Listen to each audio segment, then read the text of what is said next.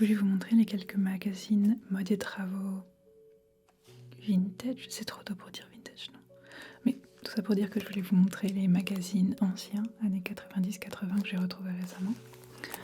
Donc on a celui-là, qui est de 96. J'avais 3 ans.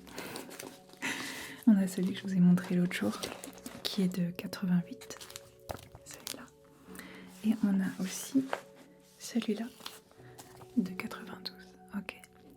Donc on va passer dans celui-là aujourd'hui, d'accord? Je vais vous montrer quelques petites choses amusantes et puis on pourra faire l'un des deux une autre fois, d'accord?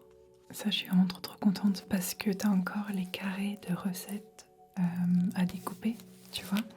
Et je les trouve totalement terrifiantes. Il y a celle-ci là, c'est juste la disposition des œufs qui me terrifie. Je sais pas pourquoi.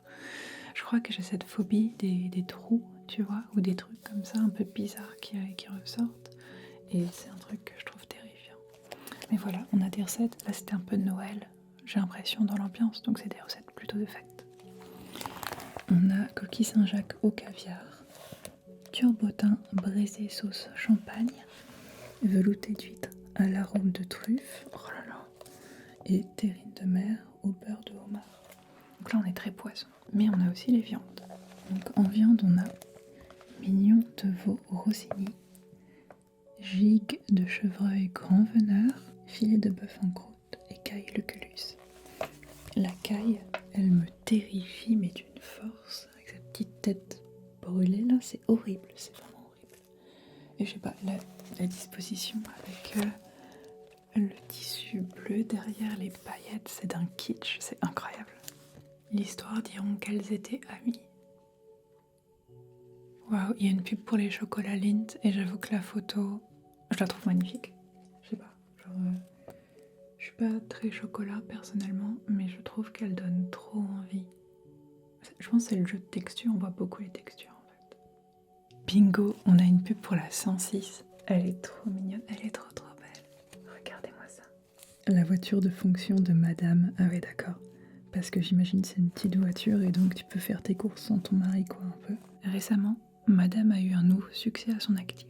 En fait, 3 nouveaux succès. L'un s'appelle Pascal, l'autre Damien et le troisième Joël. Une telle réussite méritait bien une voiture de fonction. Et comme madame ne prend aucune décision au hasard, parmi les 28 versions de la 106, elle a choisi la nouvelle 106 XT 5 portes.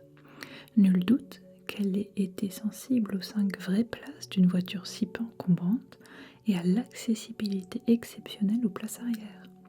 Si vous croisez une 106 avec 3 succès derrière, c'est madame. Ah ouais, donc ses succès, c'est ses fils. Et bah...